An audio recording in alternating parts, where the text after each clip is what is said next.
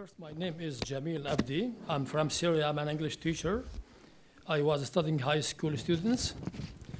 My story somehow is different from yours.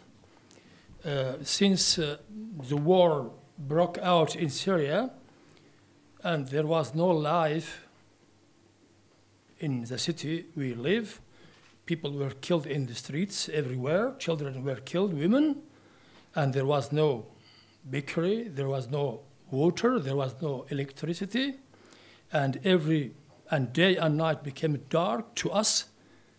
There was no chance for us only to leave the city, to leave our house, to leave our office. I left my office, my house, and I and my family went to the town near the border of Turkey, where we hired a small house for a lot of money. It was so expensive. We stayed for 2 years, but I began to teach there in that small town on the border of Turkey. But we have to get our salary from Aleppo, from that big city.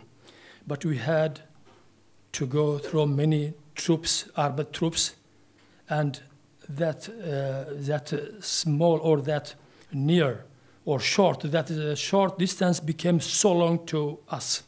Because in a normal way, we had only to take or to cross this distance for half an hour by car.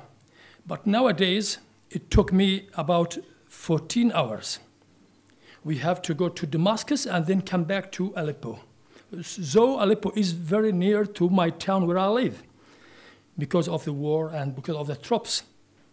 They were fighting everywhere. So it was so difficult to get this salary, and it was so strange that this salary, which I get every month from Aleppo, it couldn't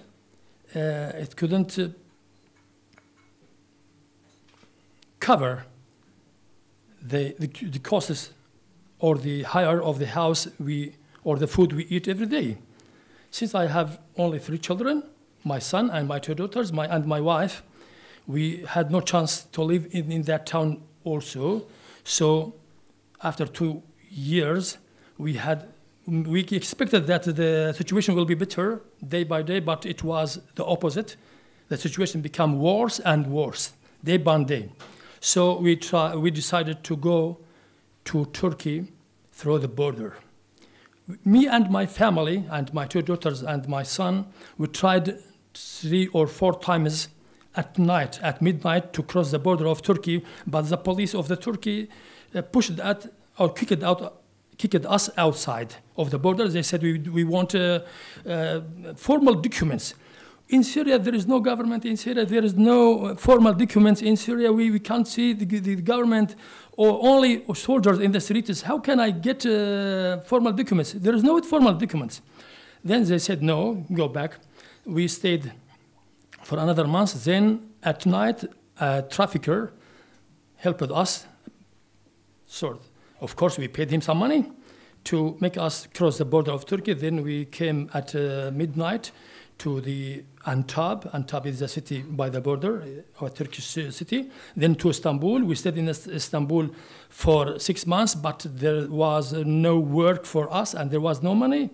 Some volunteers, organizations tried to help us, but it was impossible because the people were coming in a great number. So it was impossible for us to stay there. It is too expensive in Turkey if you don't have work. So we tried to go outside of Turkey, maybe to Europe, to smell a chance for life. We went to Izmir. Izmir, it is a city of Turkey, city by the sea. We went to Izmir and we stayed there for 5 days. We saw a trafficker, the man who helped us to cross. We paid him $1,000 to bring us a balloon or a boat made of plastic. It is so dangerous. It is not a normal ship. So we were about 40 people. At midnight, they took us from the city to the coast of the sea. At midnight, we launched on this. It was a small area.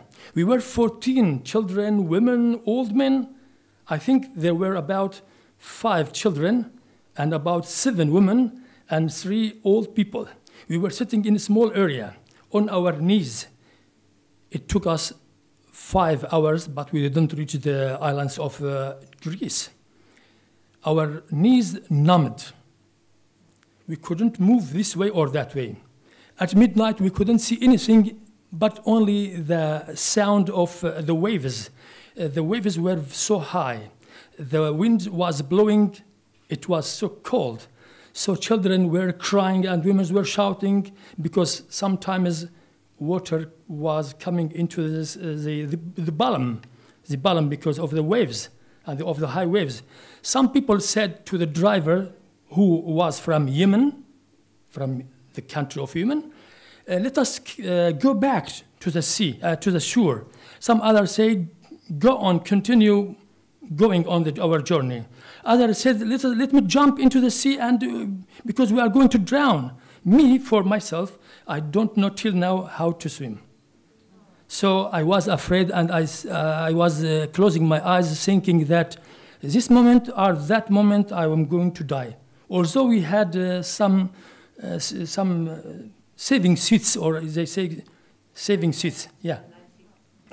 But it was so cold. It was children were calling themselves in the laps of their family, of their mothers, and shouting, "We are so cold.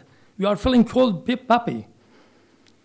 The journey continued on. The bottom was moving, was swinging this side and that side, upward and forward. But we continued. Some said, let us call the police of the coast of the Greece or the Turkey. We don't know where we are going and where we are now. Then, after 4 hours, there was no water, no food. Then the police of the Greece on the coast, maybe they saw us from far away. They came and they shouted, "Please don't move and put off the motor of the boat, and you are safe." Then they took us to the shore of one of the Greece islands. There we stayed 2 days in the sun. Children, women, they began to take some information about us. Then they moved us to the camp of Mytilene. There was only about 10 tents, but we were a lot. There were a lot of people. Every day, maybe thousands of people coming from here or there to that island. We slept 2 days on the ground without blankets, without sheets, without anything, without cushion. Only we made our bags as a cushion, and children, everybody took off his jacket and began to cover the children.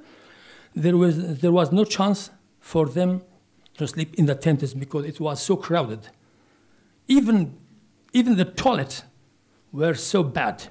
We asked them, where can women go to the toilet? They said, it is a toilet for men and women. There are only 2 toilets for 3,000 people. After 2 days, they took us by ferry, by a big ship to Athens. In Athens, we slept in the garage. We slept in the garage.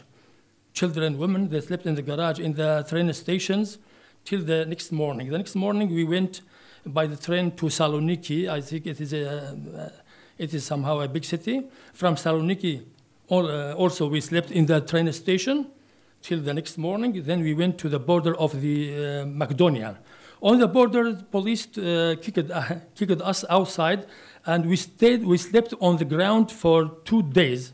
For 2 days, there were a lot of people sleeping with us, children, men, women, but without anything. The next day, we tried to find traffickers also and pay them some money from the people of the border of Macedonia. They helped us to cross the border of Macedonia. We came to the border of Serbia. On the border of Serbia, we also slept on the ground for 2 days. After that, we could cross the border at midnight. Then we came to the border of Holland, not Holland, of Hungary, which was somehow very difficult to cross. We slept there 3 days.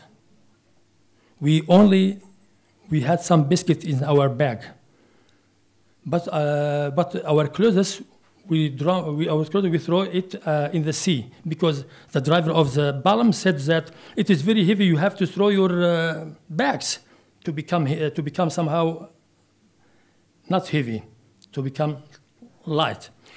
In Hungary, we paid $1,000 to another trafficker, the taxi driver, who drove us to Holland, to the Tirapel, and we told them that we want only peace, and we want to live.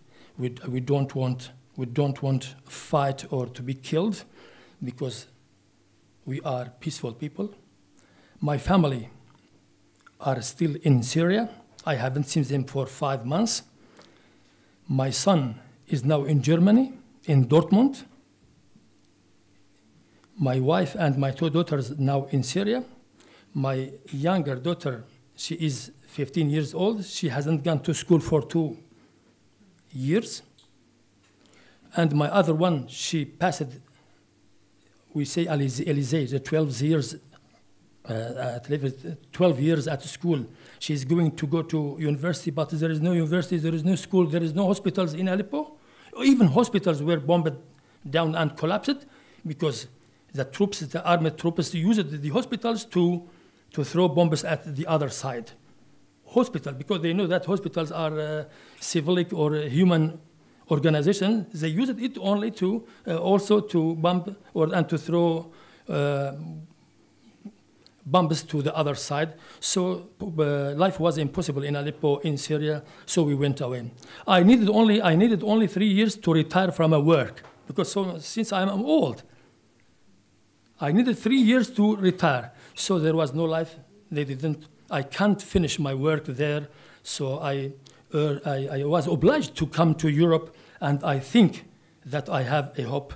I have hope to live the rest of my life here in Holland. If you, as a Dutch people, if you agree, we are a peaceful people and you are helpful people. Yeah.